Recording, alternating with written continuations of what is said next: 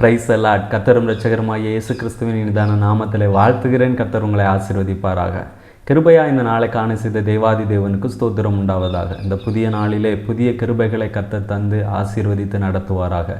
மத்தேயு எழுதின சுவிசேஷம் 14வது அதிகாரம் 32வது வசனம். அவர்கள் படவில் ஏறின உடனே காற்று அமர்ந்தது. இந்த அதிகாரத்திலே இயேசு கிறிஸ்து சீஷர்களை தமக்கு முன்பதாக அக்கறைக்கு செல்லும்படி துரிதப்படுத்துகிறார். சீஷர்களை அனுப்பி வைத்துவிட்டு இயேசு கிறிஸ்து தனித்திருந்து ஜெபிக்கிறார். சீஷர்கள் படவில் நடுக்கடலிலே போகும் பொழுது எதிர்காற்று நிமித்தமாக ஒரு கொந்தளிப்பு உண்டாகிறது. அதனால் படகு அலைவுபட தொடங்கினது. உடனே சீஷர்கள் கலக்கமடைகிறார்கள். அந்த வேளையில் இயேசு கிறிஸ்து என்ன செய்கிறார்? கடல் மேலே நடந்து வரும் பொழுது அவர்கள் பார்த்து ஆவேசம் என்று அலறுகிறார்கள். அதை பார்த்து இயேசு கிறிஸ்து நான் தான் என்று சொல்லுகிறார். அப்போ பேதுரு சொல்லக்கூடிய வார்த்தை, நீரே ஆனால் உம்மிடத்தில் வர கட்டளையிடும் என்று சொல்லும் பொழுது இயேசு கிறிஸ்து கட்டளையிடுகிறார்.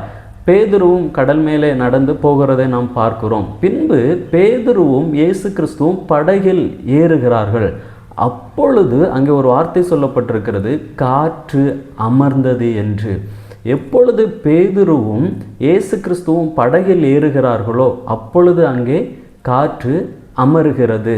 நம்முடைய வாழ்க்கையிலே நாம் அநேக வேளைகளிலே என்னுடைய வாழ்க்கையில் ஏன் இந்த கொந்தளிப்பு, ஏன் இந்த பிரச்சனை, நான் கர்த்தரை அதிகமாக தேடுகிறேன், நல்லா ஆராதிக்கிறேன், இப்போ ஏன் என் வாழ்க்கையில் இந்த கொந்தளிப்பு மாறவில்லை என்று அநேக நேரங்களிலே நாம் சிந்தித்து கொண்டு இருக்கிறோம். நாம் இயேசு கிறிஸ்துவை தேடுகிறோம். அங்கே சீசர்கள் இயேசு கிறிஸ்துவை தேடுகிறார்கள். அப்பொழுது அங்கே காற்று அமரவில்லை. எப்பொழுது காற்று அமர்ந்தது என்று சொல்லப்பட்டிருக்கிறது? இயேசு கிறிஸ்து எப்பொழுது படகில் ஏறுகிறாரோ அப்பொழுது தான் காற்று அமர்ந்தது. நாம் இயேசு கிறிஸ்துவை தேடுகிறோம், நம்முடைய தேவைகளுக்காக இயேசு கிறிஸ்துவை தேடுகிறோம். ஆனால் நம்முடைய வாழ்க்கையிலே இயேசு கிறிஸ்து இருக்கிறாரா? நம்முடைய வாழ்க்கை என்னும் படகிலே இயேசு கிறிஸ்து இருக்கிறாரா என்பதை நாம் என்ன செய்ய வேண்டும்? கவனித்து பார்க்க வேண்டும். நம்முடைய வாழ்க்கை என்னும் படகிலே இயேசு கிறிஸ்து வரும் பொழுது நம்முடைய வாழ்க்கையில் இருக்கக்கூடிய பிரச்சனைகள், நம்முடைய வாழ்க்கையில் இருக்கக்கூடிய கொந்தளிப்புகள் நிச்சயமாக அமர்ந்து போகும். நம்முடைய வாழ்க்கையிலே இயேசு கிறிஸ்துவை வருந்தி அழைப்போம்.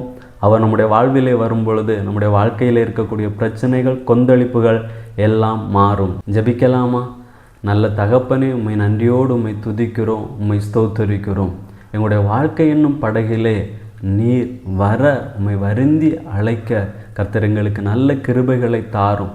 நீர் எங்களுடைய வாழ்க்கையில் வரும் பொழுது நிச்சயமாக எங்களுடைய வாழ்க்கையில் இருக்கக்கூடிய கொந்தளிப்புகள், பிரச்சனைகள் எல்லாம் மாறி போகும்ப்பா. எங்களுடைய வாழ்க்கையில் எல்லாவற்றையும் கர்த்தர் மாற்றி போடும். உங்களுடைய நாமத்தை மகிமைப்படுத்தும். இயேசுவின் நாமத்தில் பிதாவே, ஆமென். God bless you.